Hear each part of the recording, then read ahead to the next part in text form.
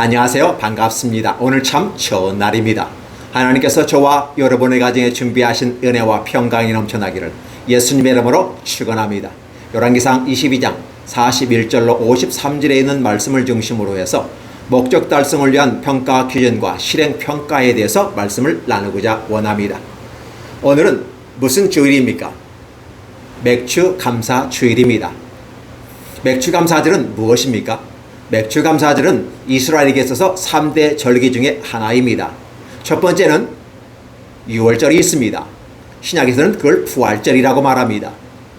두 번째는 초실절이라고 하면서 맥주절이라고 합니다. 신약에서는 이를 성령 강림주의로 표현합니다. 세 번째는 초막절이라고 하기도 하고 추수감사절이라고도 말합니다. 수장절이라고도 말하는 것이죠. 이 3대 절기 중에 두 번째입니다. 즉 두 번째라는 개념은 우리가 중간평가 내지 형성평가로 바라볼 수가 있고요. 마지막 추수감사절 때는 바로 수장절로서 마지막 평가, 기말평가로 바라볼 수가 있을 것입니다. 그래서 하나님은 절기상의 우리들의 모습 속에서 우리와 동행하면서 함께 과정을 겪고 있다. 그 과정 속에서 저와 여러분에게 우리는 어떠한 모습으로서 평가할 것인가에 대해서 평가 기준을 늘 제시하고 있는데 그 평가 기준이 곧 성경이라고 하는 것입니다. 하나님께서 성경을 통해서 뭘 얘기합니까? 교훈을 얘기하고 원리를 얘기합니다. 그러면 그 교훈과 원리가 무엇일까요? 하나님의 사랑에 대해서 이야기합니다. 하나님의 사랑을 얘기하고 그 사랑으로 인간을 사랑을 했는데 얼마만큼 어떻게 사랑하였는가를 평가하는 것이죠. 그래서 우리가 맥주감사절 7월 첫 주를 함께 드리면서 우리의 중간점검을 하는 시간들이 되는 것입니다. 중간점검이라고 하는 개념을 보면 평가를 받기 때문에 사실은 기분이 별로 좋지는 않아요. 그럼에도 불구하고 이 평가는 잘했던 못했던 잘못된 길이라면 방향을 재설정하며 바르게 가게 하는 격려하는 모습이기 때문에 의미가 있고요. 잘한 것이라면 더 격려하고 칭찬해서 더 힘싸게 가기를 원한다는 의미가 중간평가, 형성평가에 있습니다. 그렇기 때문에 우리는 기분 나쁘게 받아들일 것이 아니라 이번 계기를 통해서 내가 6개월 동안 어떠한 삶을 살았는지를 바라본다면 의미가 있지 않겠습니까? 잘못할 수도 있습니다. 잘할 수도 있습니다. 괜찮습니다. 왜? 하나님은 우리와 함께 동행하시면서 저마다 개인 차이가 있기 때문에 하나님은 사람의 맞추어서 맞춤 서비스로 기다려주면서 격려하면서 함께 갑니다. 그렇죠? 그죠? 보조를 맞춘다는 것이죠. 그렇기 때문에 우리는 희망이 있습니다. 하나님께서 저와 여러분에게 이렇게 평가 기준을 제시한 다음에 그렇다면 어떠한 삶을 살았는지를 사실 평가하는 것이기 때문에 평가라는 개념에서는 엄격하게 평가를 하게 되는 것이죠. 자, 그렇다면 우리가 이번 중간평가를 통해서 더 좋은 모습이었기를 간절히 원하면서 다시 한번 이제 마지막 기말평가를 받을 때는 어떤 모습으로 참으로 좋다, 참으로 수고했다, 하나님 보시기에 좋았다라는 평가를 받으면 어떨까요? 저와 여러분이 이 좋은 평가에 모두 참여하기를 또 그런 결과를 맞이하시기를 예수님의 이름으로 축원합니다. 사실 오늘 열왕기상 1장부터 22장까지 줄곧 해서 함께 말씀을 나누었습니다. 22장 마지막 부분입니다. 마지막 부분에서 이제 아합이 죽었고 아합과 파트너였던 여호사밧의 평가가 나와지고 여호사밧과 함께 동행했던 아하스야의 모습도 함께 다루어지는 것을 봅니다. 그렇다 보면 오늘 여호사밧과 아하스야의 모습을 통해서 우리는 어떠한 평가를 내릴 것인가입니다. 전주에는 아합의 평가에 대해서 언급했습니다. 그렇다 보면 이제는 여호사밧과 아하스야입니다. 자, 여호사밧은 어떠한 사람이었습니까? 선한 왕으로 평가됩니다. 왜 평가됐을까요? 바로 선한 왕 아사의 가르침과 그 지도를 따라서 여호와를 떠나지 아니하고, 그죠? 여호와를 전심으로 따랐다라는 평가를 하고 있습니다. 그러나 부정적인 부분도 있습니다. 산당을 회포하지 않았다라는 말을 하지만 여전히 남색하는 자를 쫓아내었다라는 부분을 또 긍정적 평가를 하기도 하는 것입니다. 남색한 자를 쫓아내었다는 말은 요즘 말하는 동성애자들을 말하는 것이 아니라 당시에 바알과 아세라상을 향해서 그들이 종교 의식을 하게 될 때 신을 기쁘게 한다는 이름하에서 성행위를 성전에서 하게 되었던 것입니다. 그래서 성전에는 바로 기생이라고 말할 수도 있을 것이고 또는 뭐라고 할까요? 창기들이라고 표현합니다. 남자와 여자가 준비되어 있습니다. 자, 그러면 왜 그런 행위가 있었을까요? 이런 모습들을 바라보면 그때 당시에 바알과 아사라상은 모든 행사를 끝난 다음에 바로 그들은 성행위를 함께 그 성전에서 하는데 그 하는 행위가 바로 바알은 남신이고 아사라는 여신입니다. 그래서 바알 신이 아사라를 보면서 사랑을 해야 비가 내리고 비가 내려야 생산력이 높아지고 생산력이 높아져야 경제가 돌아가고 경제가 돌아가야 이스라엘이 잘 사는 건 아니겠습니까? 당연히 그러니까 그러한 모습을 하기 위하고 또 인간이 성행위를 하면서 신인 바알을 흥분시키고 아사라를 격동시켜서 이제 그들로 사랑을 하게 한다면 축복이 임한다는 것입니다. 듣고 보면 논리가 맞는 것 같은데 결과적으로 보면 무엇이 조장됩니까? 부정적인 성생활이 조장되는 것이고 종교적인 의식 자체가 악한 모습으로 하나님 앞에서 평가되는 것입니다. 그러다 보니까 이스라엘은 당연히 농경사회이기 때문에 그런 부분으로 표현되어 있죠. 이런 악한 모습들을 한 이 모습 속에서 남창들이 있었다는 거죠. 그 남창들을 쫓아내었다. 아사 때는 쫓아내지 못했던 것을 여호사밧은 쫓아냈다. 이런 표현을 씁니다. 그러니까 여호사밧도 긍정평가가 있고 부정적인 평가가 있다는 것입니다. 아무리 선한 왕이라고 해서 100% 100점 맞은 것은 아니다 라고 본다면 과연 우리는 어떤 모습을 평가를 받을까? 즉 좋은 점수를 많이 받고 나쁜 점수는 적게 받는 것이 좋지 않을까요?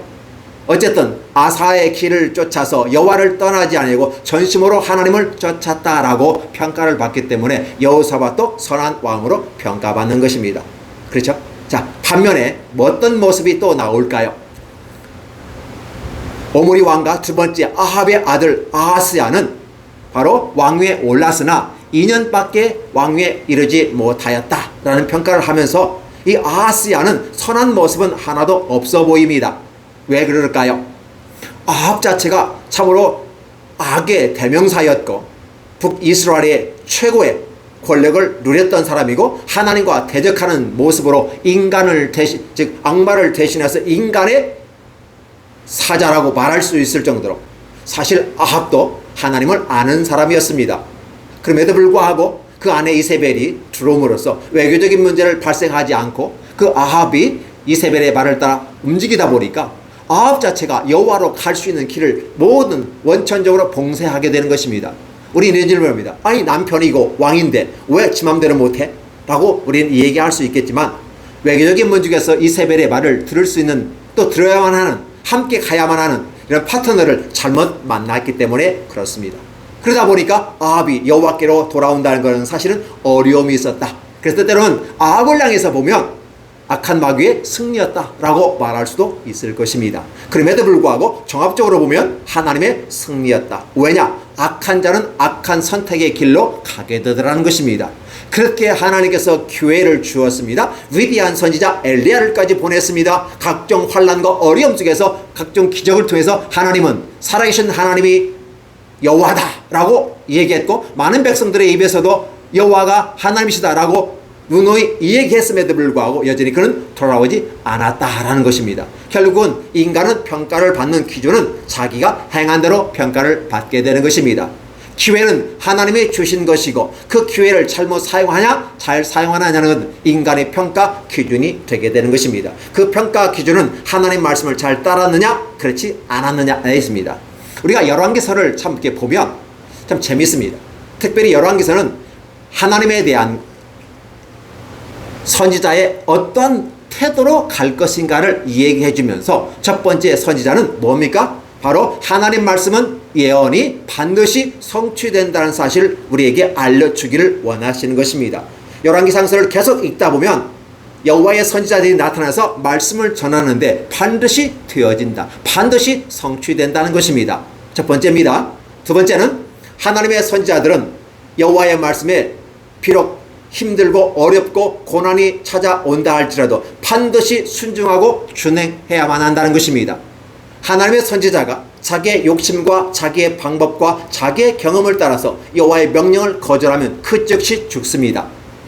이름 없는 한 선지자가 하나님의 사역에 동참하라고 얘기하였고 자기를 때리라고 얘기하니까 내가 너를 왜 때려? 때릴 이유가 있어. 여호와께서 때리라고 했어. 순종해야 하지 않을까? 내가 왜 순종을 해? 때리지 않았습니다. 그때 하나님께서 그 말씀합니다.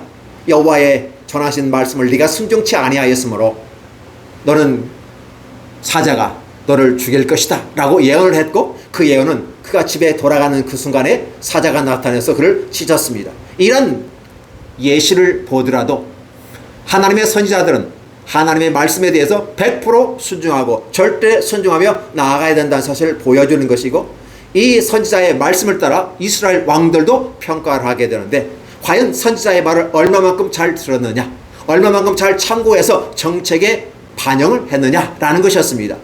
그 말은 하나님의 뜻을 따라서 이스라엘 백성들을, 하나님의 백성들을 얼마만큼 잘 관리하고 이끌어가며 이스라엘 백성들이 행복한 삶을 하나님 안에서 살게 하였는지 평가한다는 것입니다. 따라서 왕들도 평가를 받게 됩니다. 감히 누가 왕을 평가합니까? 왕 중에 왕이신 하나님께서 인간 왕을, 바로 하나님이 세우신 인간 왕들을 평가하신다는 것입니다.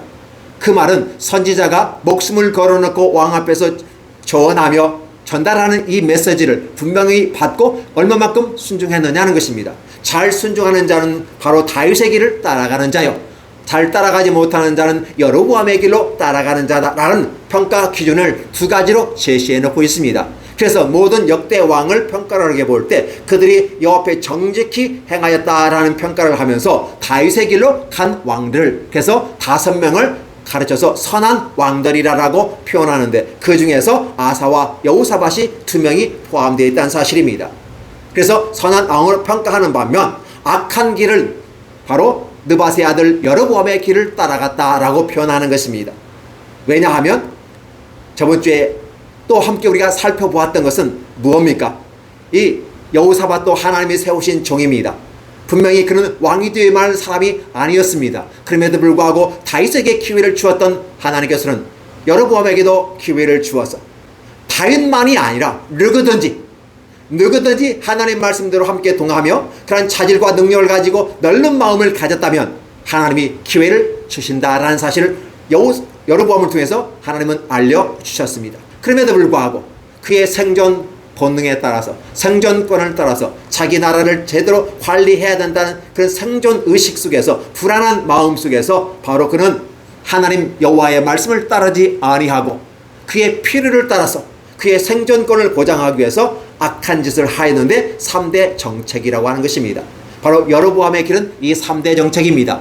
이 3대 정책을 통해서 하나님으로부터 떠나는, 북이스라엘의 시초부터 이런 3대 정책이 기조를 만들어 놓고 선포하다 보니까 그 뒤를 잇는 여러 왕들, 또 왕조가 바뀌었음에도 불구하고 그 왕조들이 새로운 모습으로, 선배들이 이런 모습으로 하였기 때문에 좋은 모습은 아니었어, 그렇다 보면 그런 평가를 내린다면 바르게 온전히 걸어가야 하지 않을까요? 그럼에도 불구하고 다른 왕조들도 여전히 여로보암의 길에서 벗어나지 못했다라는 평가를 하면서 악한 길로 걸어갔다라고 합니다. 그 중에서 오므리 왕과는 더했다. 150년 동안 더 악랄했고 진짜 악의 대명사였고 악한 마귀의 사신이요 선지자였다라고 평가할 정도였습니다.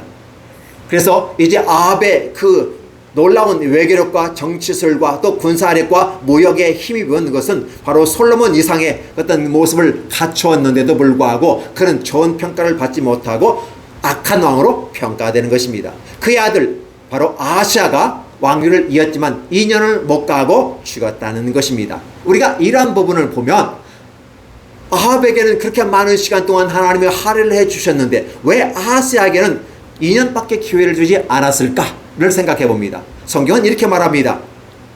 아하시아가 바로 느밧의 아들 여로보암의 3대 정책을 따랐다.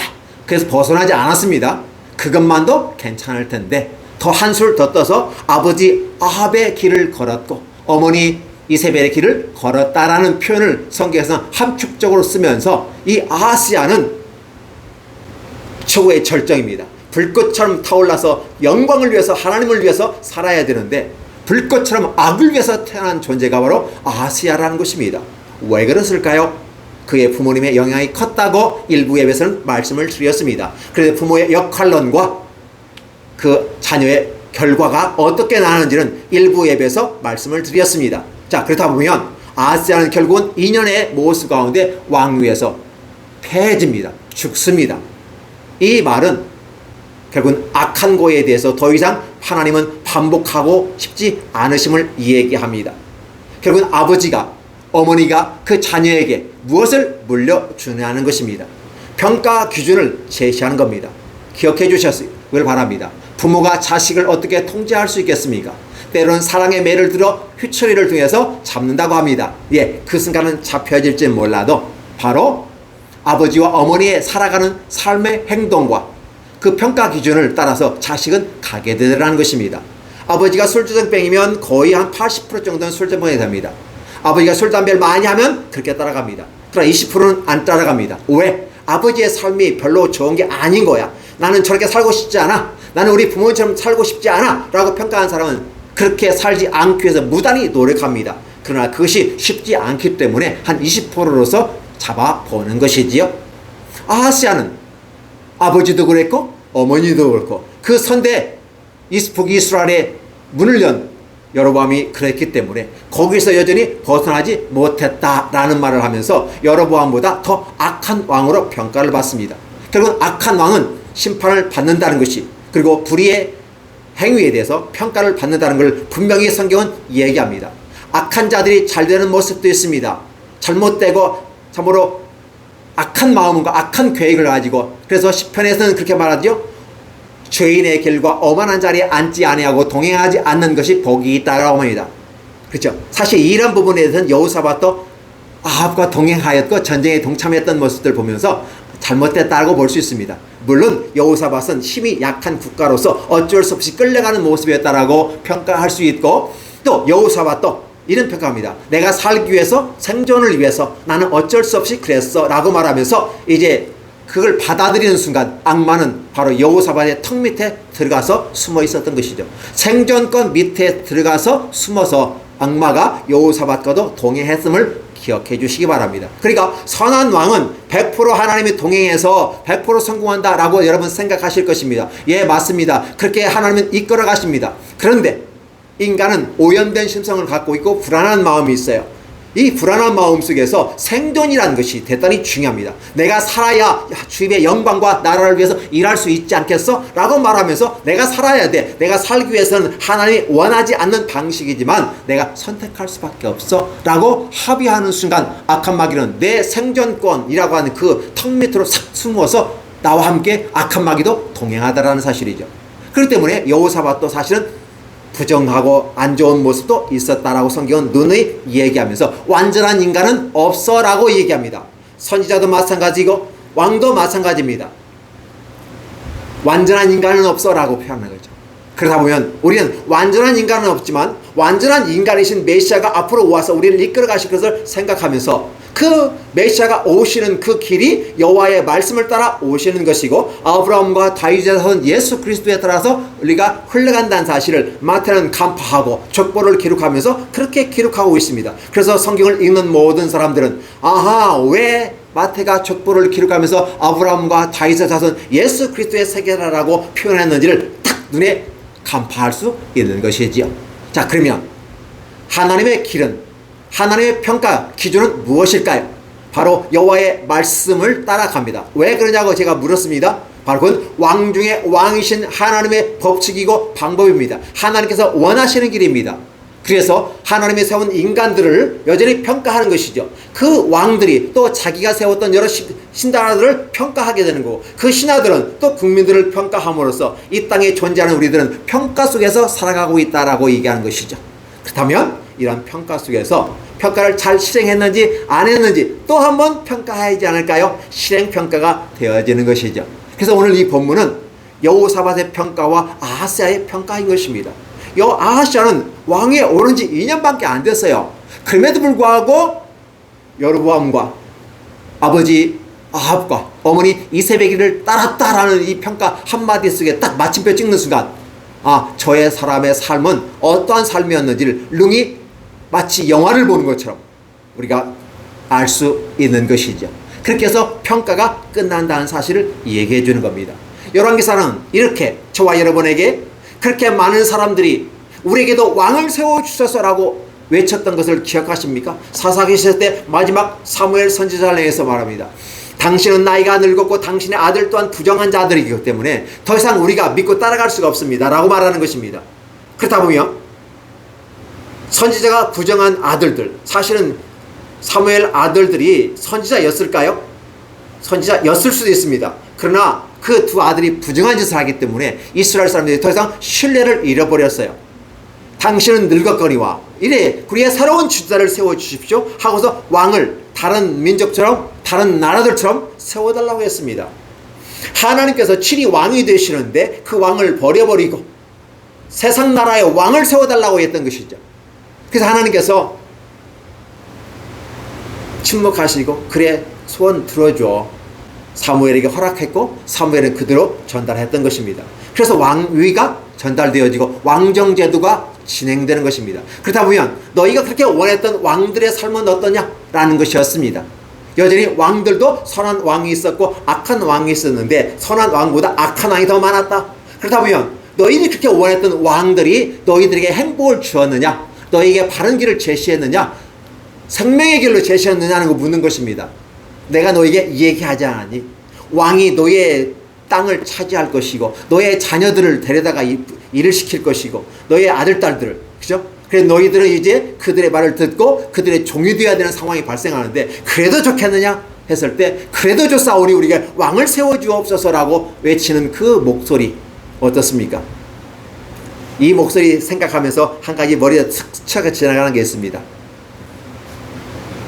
유다 총독 번디아, 그죠? 이 번디오가 예수님을 놔주려고 노력을 했습니다. 그럴 때 유대 군중들은 뭐라고 그랬습니까? 그 제사장과 바리새인들이 그 많은 군중들을 선동하고 우리는 예수가 아니라 바라바다, 예수가 아니라 살인자 바라바다라고 얘기합니다. 우리에게는 예수가 아닙니다, 우리에게는 바라바입니다 라고 외치라고 얘기했을 때 군중들은 외쳤습니다. 바라바 바라바 바라바, 살인자를 살해달라고, 살인자를 살해달라고, 예수를 죽여야 된다고 그렇게 외치는 소리가 있었던 것을 기억해 봅니다.